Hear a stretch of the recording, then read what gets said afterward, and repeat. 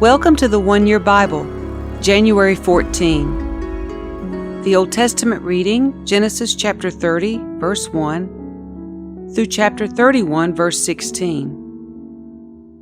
When Rachel saw that she wasn't having any children for Jacob, she became jealous of her sister.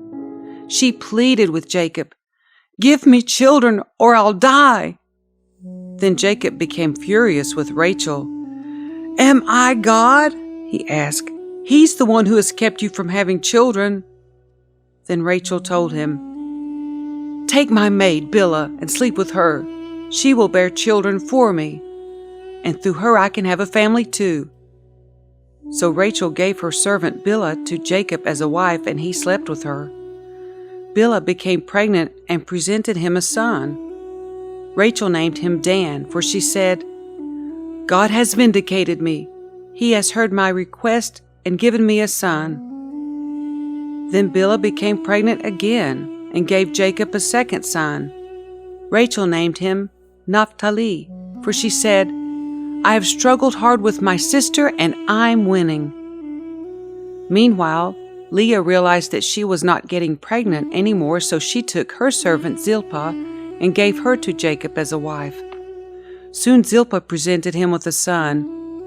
Leah named him Gad, for she said, "How fortunate I am." Then Zilpah gave Jacob a second son, and Leah named him Asher, for she said, "What joy is mine!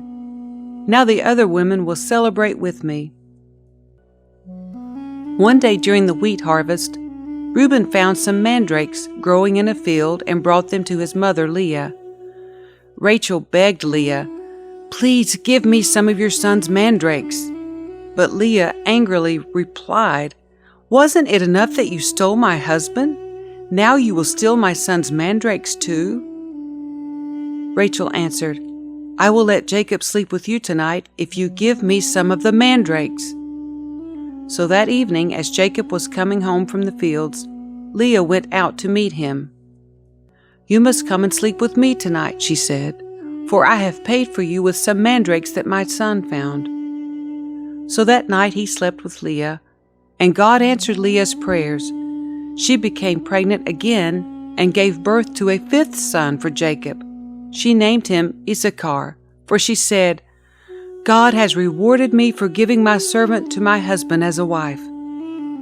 Then Leah became pregnant again and gave birth to a sixth son for Jacob.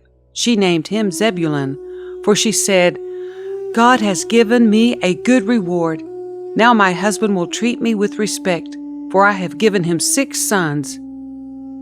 Later she gave birth to a daughter and named her Dinah. Then God remembered Rachel's plight and answered her prayers by enabling her to have children. She became pregnant and gave birth to a son. "God has removed my disgrace," she said. And she named him Joseph, for she said, "May the Lord add yet another son to my family." Soon after Rachel had given birth to Joseph, Jacob said to Laban, "Please release me so I can go home to my own country. Let me take my wives and children, for I have earned them by serving you, and let me be on my way. You certainly know how hard I have worked for you." "Please listen to me," Laban replied. "I have become wealthy, for the Lord has blessed me because of you. Tell me how much I owe you. Whatever it is, I'll pay it." Jacob replied, "You know how hard I've worked for you, and how your flocks and herds have grown under my care. You had little indeed before I came, but your wealth has increased enormously. The Lord has blessed you through everything I've done. But now what about me? When can I start providing for my own family?" "What wages do you want?" Laban asked again. Jacob replied, "Don't give me anything. Just do this one thing, and I'll continue to tend and watch over your flocks. Let me inspect your flocks today and remove all the sheep and goats that are speckled or spotted, along with all the black sheep. Give these to me as my wages. In the future, when you check on the animals you have given me as my wages, you will see that I have been honest. If you find in my flock any goats without speckles or spots, or any sheep that are not black, you will know that I have stolen them from you." "All right," Laban replied, "it will be as you say." But that very day Laban went out and removed the male goats that were streaked and spotted, all the female goats that were speckled and spotted or had white patches, and all the black sheep. He placed them in the care of his own sons, who took them a 3 days' journey from where Jacob was. Meanwhile, Jacob stayed and cared for the rest of Laban's flocks. Then Jacob took some fresh branches from poplar, almond, and plane trees and peeled off strips of bark, making white streaks on them. Then he placed these peeled branches in the watering troughs where the flocks came to drink, for that was where they mated. And when they mated in front of the white streaked branches, they gave birth to young that were streaked, speckled, and spotted. Jacob separated those lambs from Laban's flock, and at mating time he turned the flock to face Laban's animals that were streaked or black. This is how he built his own flock instead of increasing Laban's.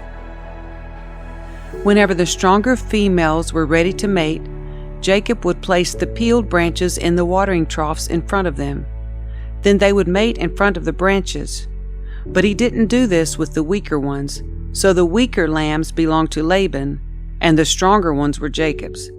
As a result, Jacob became very wealthy, with large flocks of sheep and goats, female and male servants, and many camels and donkeys. But Jacob soon learned that Laban's sons were grumbling about him. "Jacob has robbed our father of everything," they said. "He has gained all his wealth at our father's expense." And Jacob began to notice a change in Laban's attitude toward him. Then the Lord said to Jacob, "Return to the land of your father and grandfather, and to your relatives there, and I will be with you." So Jacob called Rachel and Leah out to the field where he was watching his flock. He said to them, "I have noticed that your father's attitude toward me has changed, but the God of my father has been with me. You know how hard I have worked for your father, but he has cheated me, changing my wages 10 times. But God has not allowed him to do me any harm, for if he said, 'The speckled animals will be your wages,' the whole flock began to produce speckled young. And when he changed his mind and said, 'The striped animals will be your wages,' then the whole flock produced striped young. In this way God has taken your father's animals and given them to me." One time during the mating season, I had a dream and saw that the male goats mating with the females were streaked, speckled, and spotted. Then in my dream the angel of God said to me, "Jacob?" And I replied, "Yes, here I am." The angel said, "Look up, and you will see that only the streaked, speckled, and spotted males are mating with the females of your flock. For I have seen how Laban has treated you. I am the God who appeared to you at Bethel, the place where you anointed the pillar of stone and made your vow to me. Now get ready and leave this country and return to the land of your birth."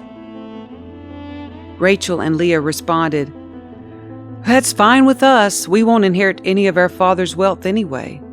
He has reduced our rights to those of foreign women, and after he sold us, he wasted the money you paid him for us. All the wealth God has given you from our father legally belongs to us and our children. So go ahead and do whatever God has told you."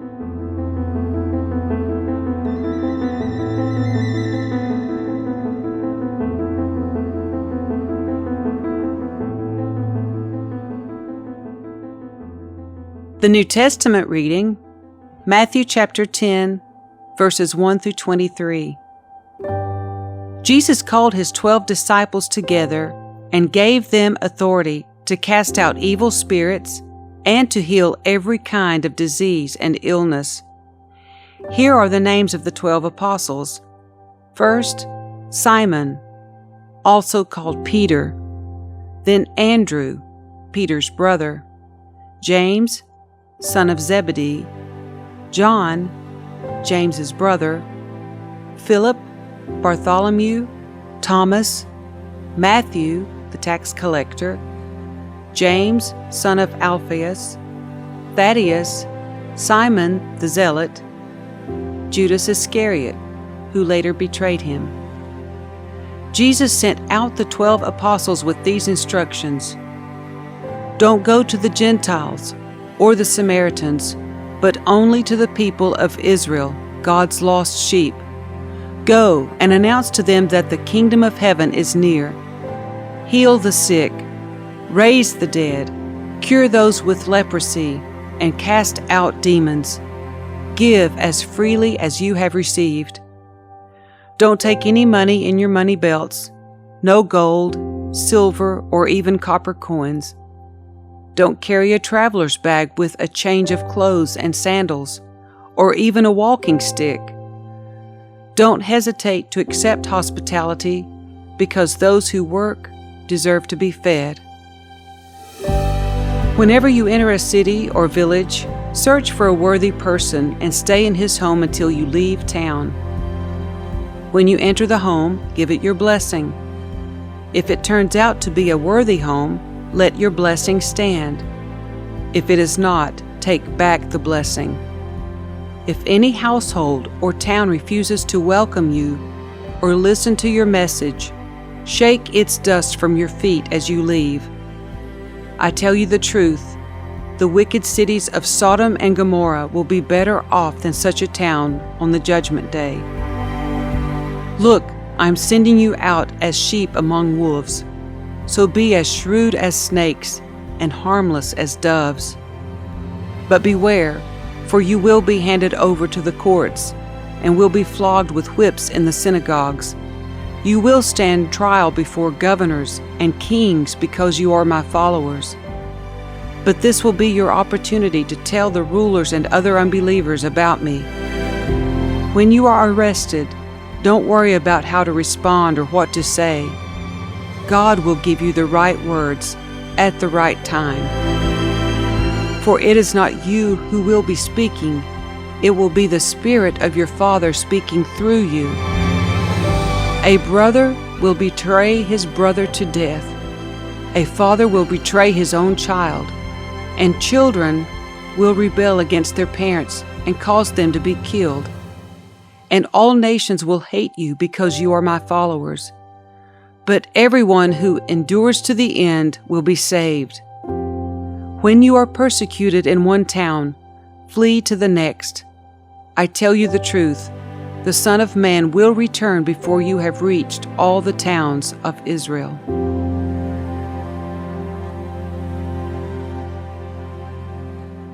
Psalm 12, verses 1 through 8. Help, O Lord, for the godly are fast disappearing. The faithful have vanished from the earth. Neighbors lie to each other, speaking with flattering lips and deceitful hearts. May the Lord cut off their flattering lips and silence their boastful tongues. They say, "We will lie to our heart's content. Our lips are our own. Who can stop us?" The Lord replies, I have seen violence done to the helpless, and I have heard the groans of the poor. Now I will rise up to rescue them, as they have longed for me to do. The Lord's promises are pure, like silver refined in a furnace, purified 7 times over. Therefore, Lord, we know you will protect the oppressed, preserving them forever from this lying generation, even though the wicked strut about and evil is praised throughout the land.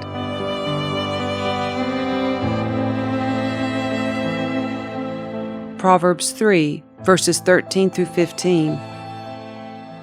Joyful is the person who finds wisdom, the one who gains understanding. For wisdom is more profitable than silver, and her wages are better than gold. Wisdom is more precious than rubies. Nothing you desire can compare with her.